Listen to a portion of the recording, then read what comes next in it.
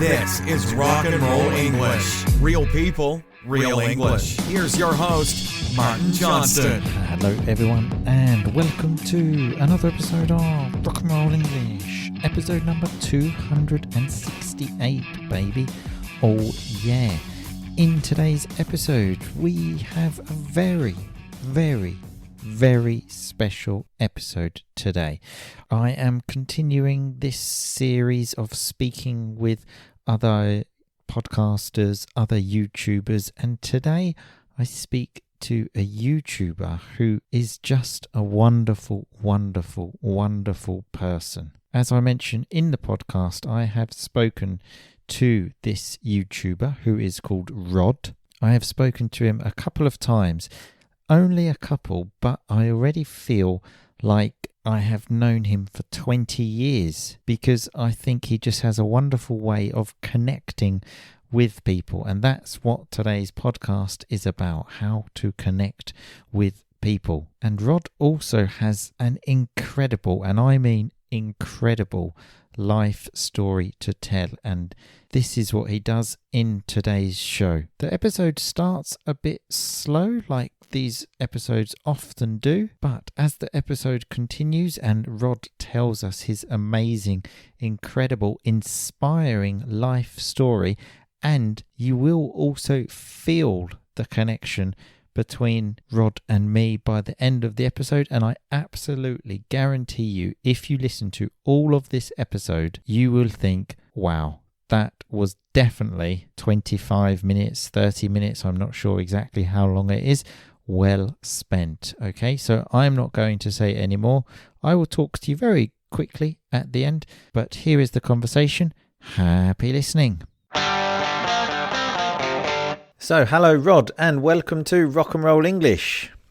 It's a pleasure to be here. How are you today? I'm always fantastic, thanks. It's a pleasure to have you here as well. So for people that don't know, I've spoken to Rod a couple of times, and well, you will find out he's a very interesting character, lots of stories to tell. But for people that don't know who you are, Rod, what you do, tell us a bit about you. Well, I am a Brazilian native, a father of two boys. I'm married to Talita for 17 years, and I am an English teacher for 25 years for Brazilians and for people around the world. And you also have your own YouTube channel as well now, yeah? I do. Rod, the English teacher. Yes. Right. And he has the coolest picture ever wearing some pretty cool sunglasses. Yeah. Thank you so much. And well, the main reason I wanted you to come on the podcast, Rod, is because I feel you're so great at connecting with people, because I think we've spoken 2 times online. I already feel like, so we've never obviously met in person, but I already feel like if one day we do meet, if we were to meet tomorrow, I would hug you like my dad almost. And that's kind of a strange thing for me to connect so much with someone who I've only spoken to a couple of times online. So tell us, how do you do it? I think the main thing is to show respect and to highlight the good qualities of the person you're talking to or you're talking with. I think for me, I like the kind of work that you do on YouTube. For me is flawless. And I remember that I couldn't contact you, or I couldn't reach out to you. And I remember asking Zdenek, how could I reach out to you? And he said, try Instagram because he's very active. And I remember that I sent you a private message, a DM. And I think 2 or 3 days later you replied to me, but I always sent the invitation and the link to my channel for the guest so they can understand that I'm not a lunatic inviting people over to have an interview with me. And that's how I connect to people. And one thing that I can tell you, that I use the truth. I tell the truth and what I really feel. you know. Hmm. So I don't tell people something that I don't feel. Like, I think your podcast is amazing. I tell you your podcast is amazing. I think Hmm. life is too short not to tell people or to tell other people how important they are to us.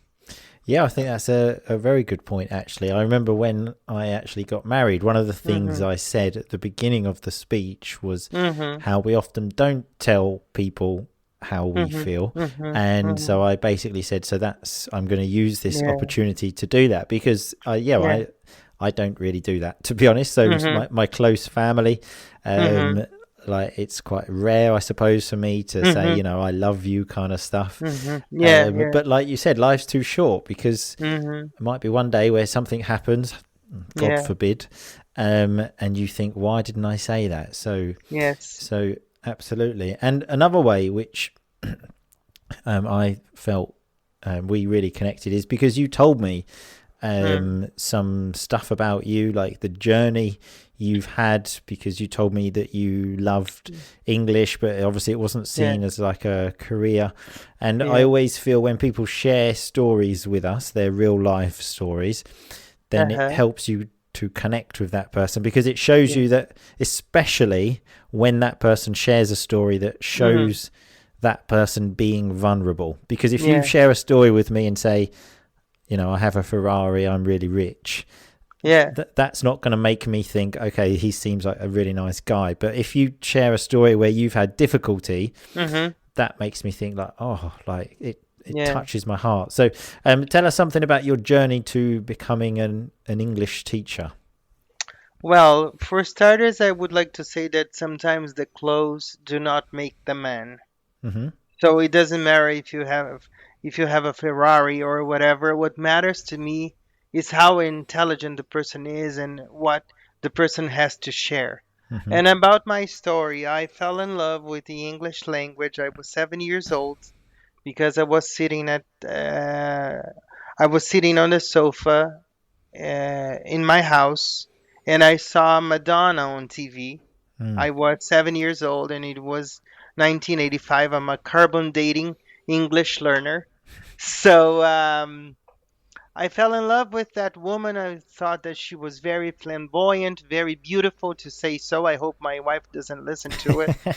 And I told my father I want to go to school to learn English because I want to know what she's talking about. And the next morning, during lunchtime, my father told me, "Oh, I went to the school that we have here and I signed you up for classes. If you like it, you can go on and continue studying that."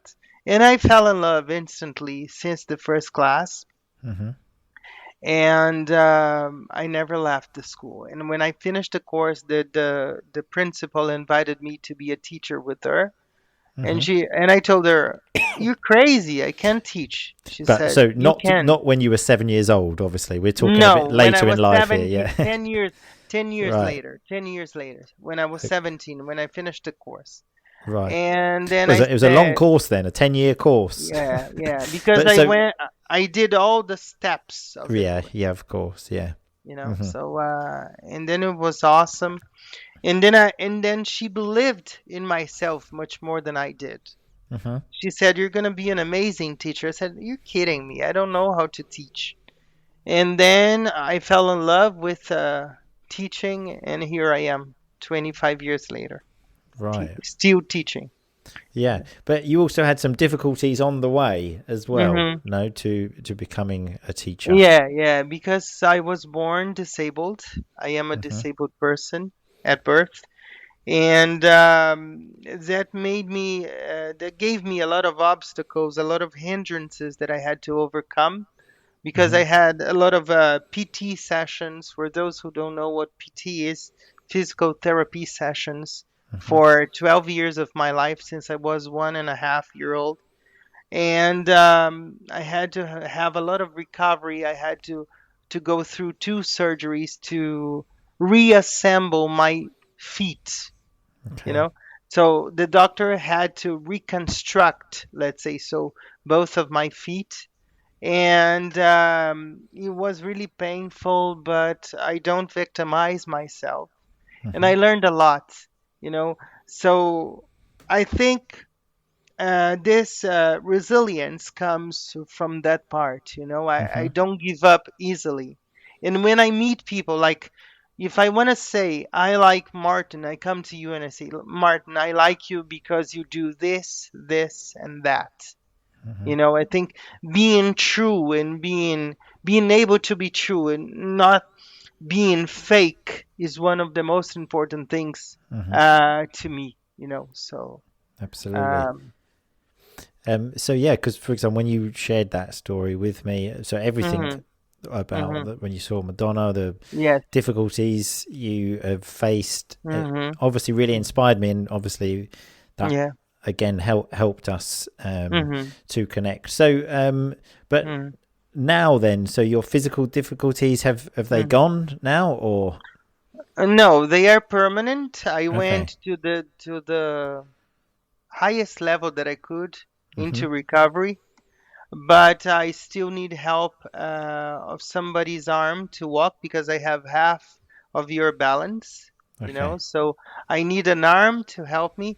I can walk short distances. For long distances, I need a wheelchair, Okay. you know. But when I go to a shopping mall, when I go abroad, when I travel, but it doesn't stop me to do anything. I Hmm. drive, I got married, I have kids, Hmm. and my parents have been my legs, quote unquote, Of for course. many years. Hmm. And now my wife is my faithful squire, along with my beautiful boys as well. Fantastic. So, you And know. so again, I imagine maybe that was difficult for like Mhm.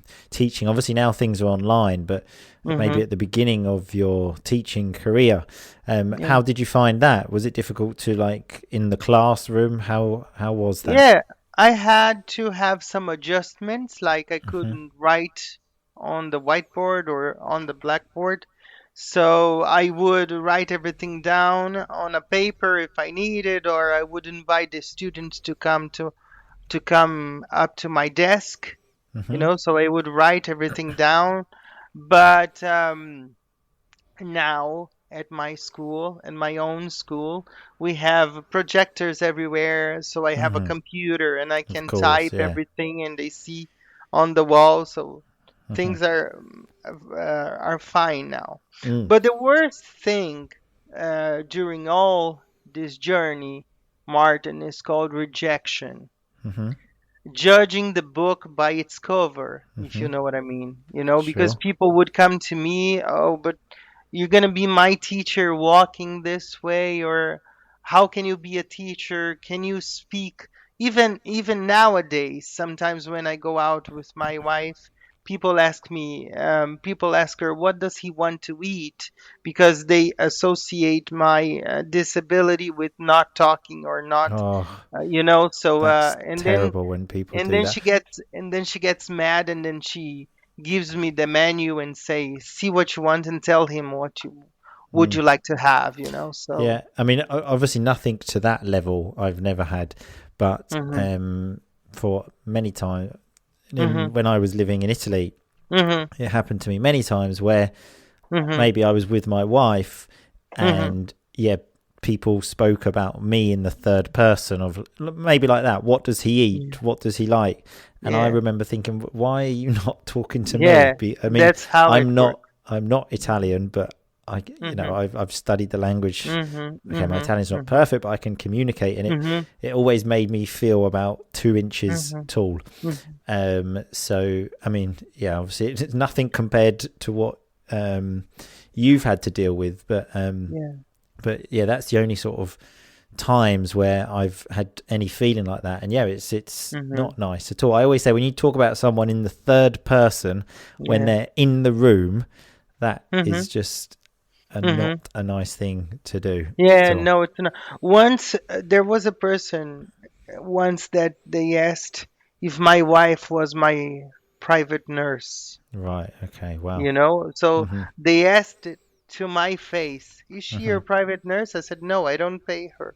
You know, so and we are boyfriend and girlfriend, so I think I owe you money then. And then I started laughing.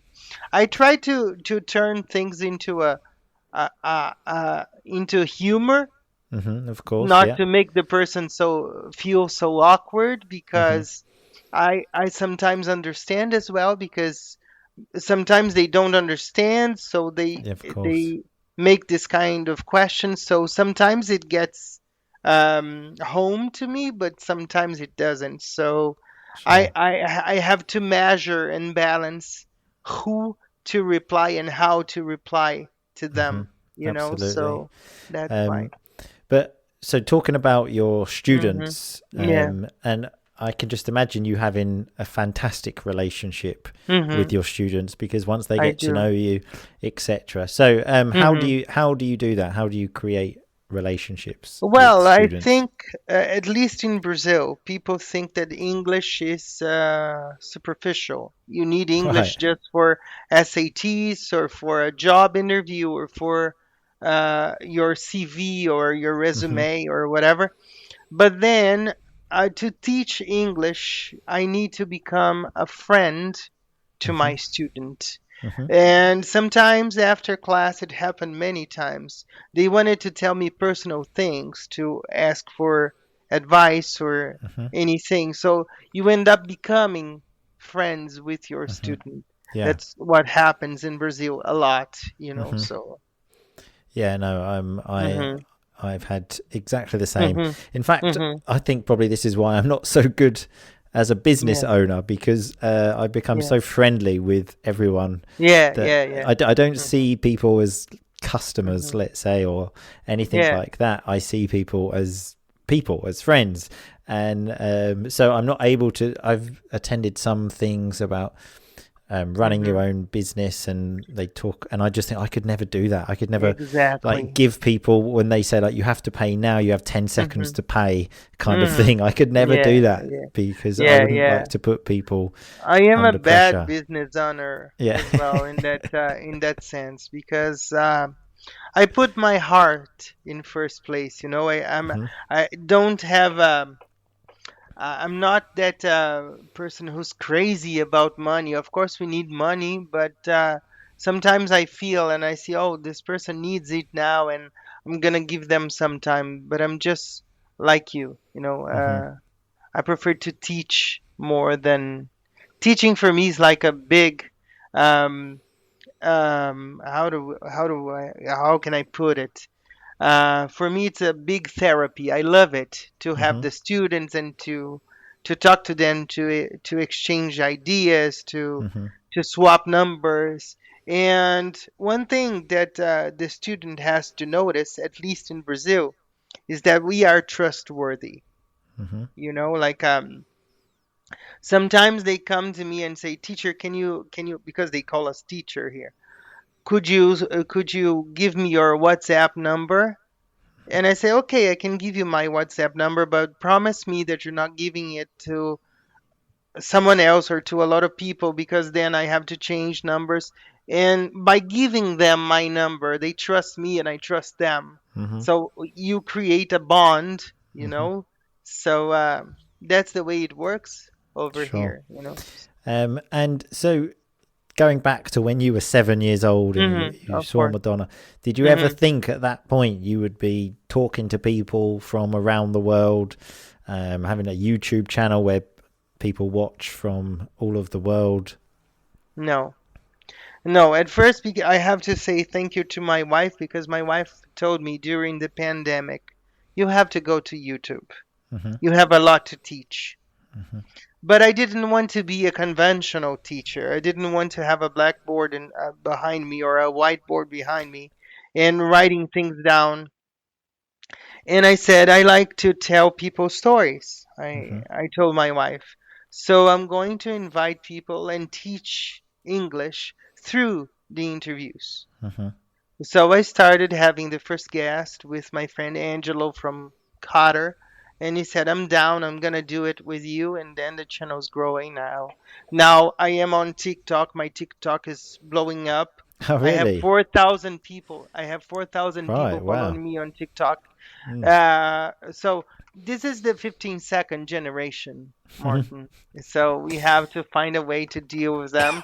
Sometimes I feel like, oh, I am stupid because I am old. I am almost 44 years old like and I'm me. on TikTok, So, but if you allow me to say, I need to say something before we go. For me, you are a genius. Thank you.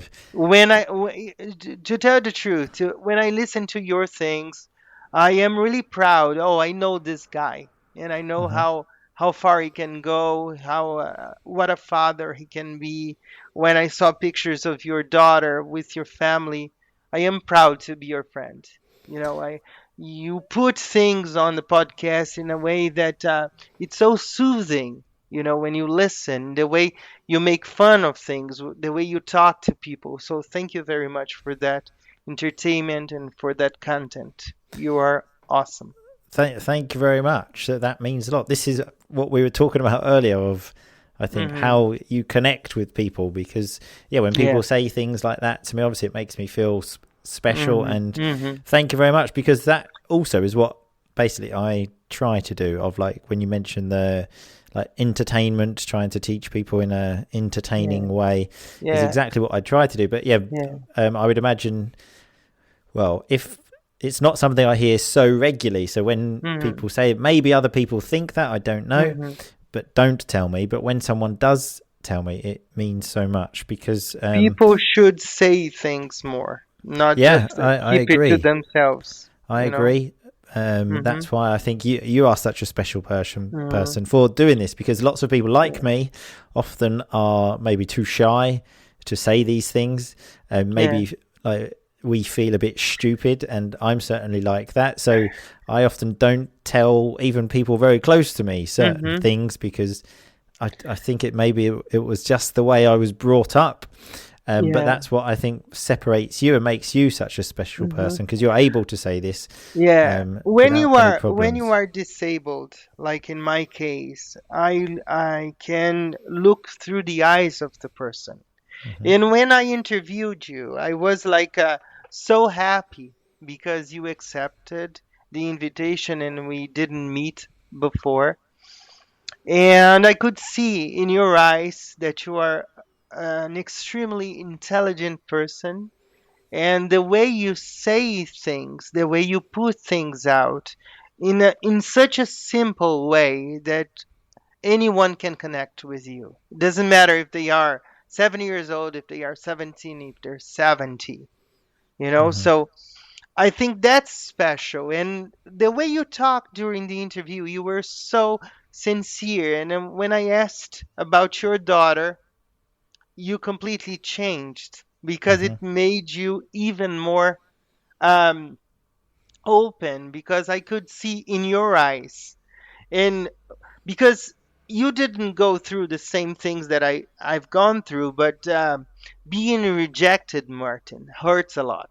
Mm. But it gives you thick skin and it teaches you how to praise or how to find the good side in every single person that you meet. Hmm. So for me, you are very talented. You have a beautiful message. And I have to say that. Why not to say that?